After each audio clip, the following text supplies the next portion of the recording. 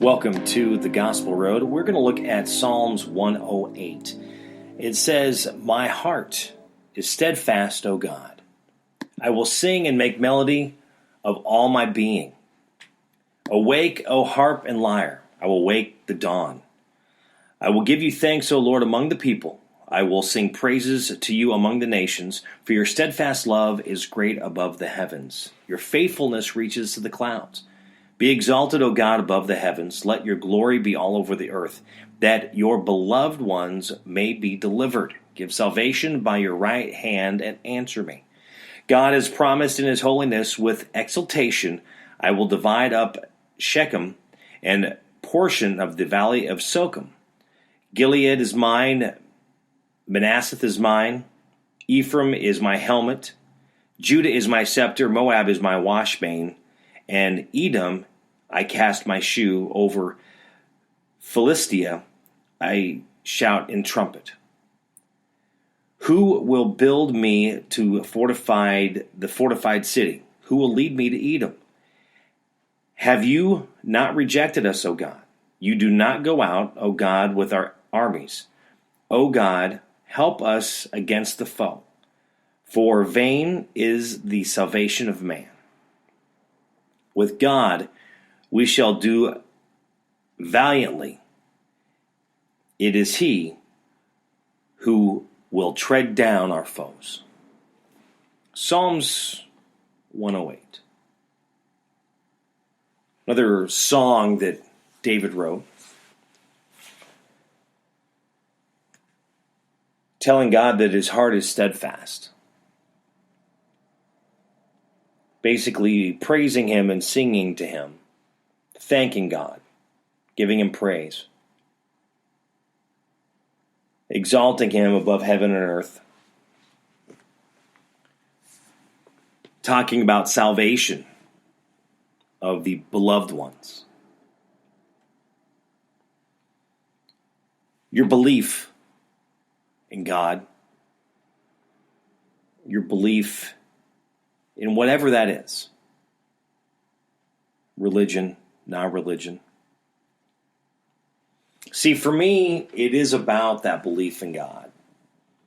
For me, it really is everything to me. That's where I have hope. That's where I have my faith. I'm not saying it's easy by any means,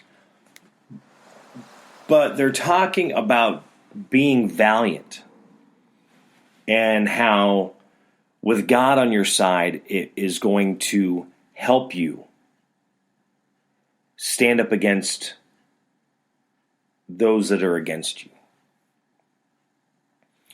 Now, I know we don't really usually get real spiritual with this podcast outside of, me actually using the Bible where we do a lot of the readings.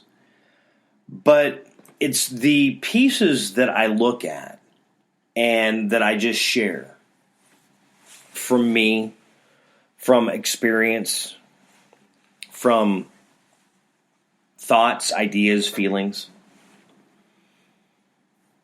What this is talking about is David and his belief in God, having something to believe in. And that's one thing that I've found as I've been going through my journey is that you need to have something to believe in. Because if there's not something that you could hold yourself to, then you can easily fall for anything that's out there. You just become very wishy-washy. You go back and forth. It's that philosophy that you have. It's the same thing for me. Being in radio for over a quarter of a century, you have to have your beliefs on how things work. Being in business is the same thing. There needs to be a place for you to have that stance, a place for you to say, this is how I feel, this is what I think, this is how things should be done. Now, as you move through your journey, just like in spirituality and your walk with God, things will change because you're going to learn different things. You're going to learn better ways. You're going to understand things a little different as you gain wisdom. But it's being able to have that philosophy, because if there is no philosophy, if you're trying to lead or be a leader, you really have no vision for those to follow. If you're trying to help someone to be a better person, to pick them up and to take them to that next level, if you have nothing to base your facts on, nothing to base the truth that you know on at that point, how are you going to be able to help them move to that next step? How are you even going to be able to better yourself? It's that learning process to understand what is going on, to know who is on your side, to know who is your mentor. I was having a conversation yesterday, and we're talking about how you are trying to make yourself into that better business person or the better parent or whatever it is that you're leading, better with your spirituality. But you're needing a mentor. You're needing someone to go to talk to ask questions, to be able to look to when things are going. Now, I'm not going to say, because many times what we say is always look up to, and you do.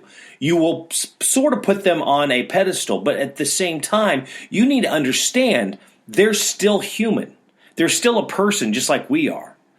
And for me, I want a mentor, but it's not a mentor that I'm going to put on a pedestal. It's a mentor that I'm going to respect. It's a mentor that I'm going to trust with questions to help me through the journey that I'm going on. But at the same time, as I have a mentor, and as that mentor is growing me, I need to also become a mentor. I need to also, as I'm being built up on one side, I need to be building up someone else on another side. This is something for me is a very strong purpose and belief that I have. And again, it doesn't matter if you believe the same way that I do. That, honestly, it doesn't matter. Because what does matter is how we're treating one another, showing each other respect, giving each other the information we need to be stronger and to be better. The Bible tells us to treat others as we want to be treated, the golden rule. Well, then you hear about karma, and if you treat people poorly, it's going to come back. Well, isn't that saying the same thing?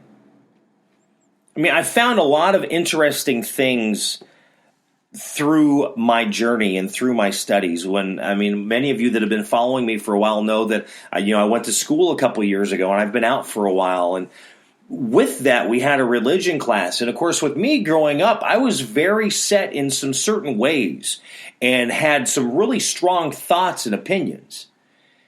And I was honestly a jerk at certain points along the way.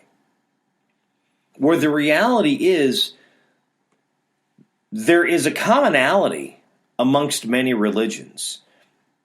Now, as we look at the different religions, you can see the difference between the pieces. It's like two companies that are doing the same thing.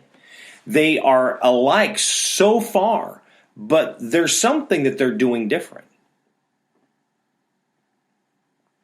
It was always funny when you're in class and they were talking about the cogs. So you've got two companies selling cogs. Well, one is successful. Well, maybe it's a Coswell cog from, the Jetsons. I don't know. But you've got these cogs, and one is very successful.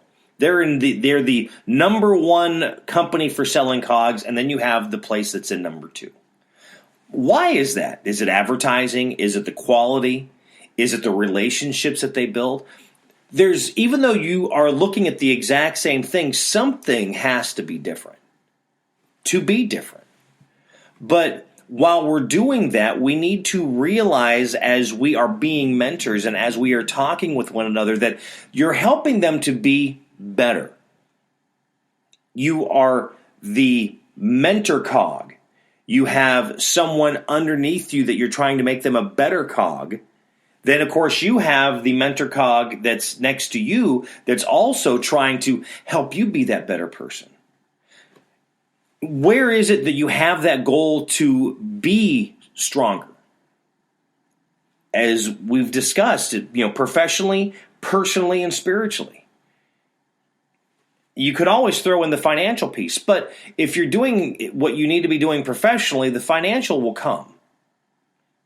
If you're doing what you're doing personally, that's helping the professional, which means that financial will come. How are you treating one another? How are you being there to help them to understand? How are you loving them? How are you giving them compassion to do for them what it is that they need? Not really mattering who they are, what they believe, or that they work for a different company that could be your competition. But what are you doing to help them out? See, for me, that's the purpose. For me, that is our goal in life, to be helping each other, to be there for one another. You have David talking to God, exalting him because he is going to be there for him, to be there against, to help the armies, to be there against the foe, against their enemies. How are you helping someone to build them up so they're treating others better, helping them, those that are against them, to really giving them an encouragement and the lifting up, because people are always tearing them down. Enemies doesn't always mean that there's somebody that is, your competition. An enemy could be that person that, for whatever it is reason, you're trying to be strong and you're trying to think positive, and they're just giving you those negative connotations. You are showing your talent and you're very talented, but they're telling you how you have no talent. That's an enemy. That's a foe. And how is it that we are helping that person to look past that, so they're able to go, I am talented, I have a great talent, and I'm able to use that. And sometimes people have been beat down for years. That's a hard road to help them with. I know what it's like. Because sometimes people really do not have to beat you down. They could just not give you any encouragement at all through your life. So you just keep pushing forward. You're trying to get better, but am I getting better? I don't know, because I'm not getting any feedback. Many times that can be just as devastating, because you're not really sure what you're doing or where you're going.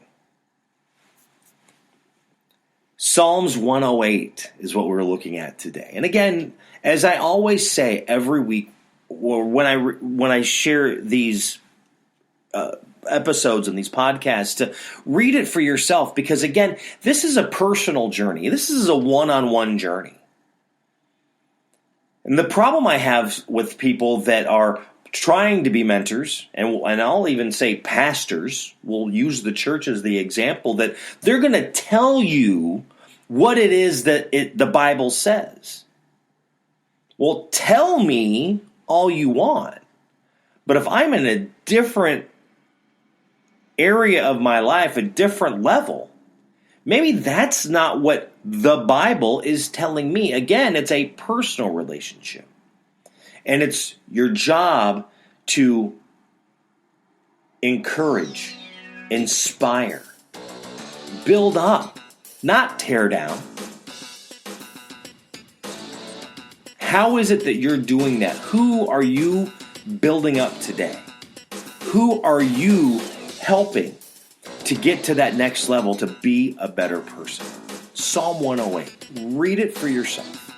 Thank you for listening to The Gospel Road. Have a great day. God bless.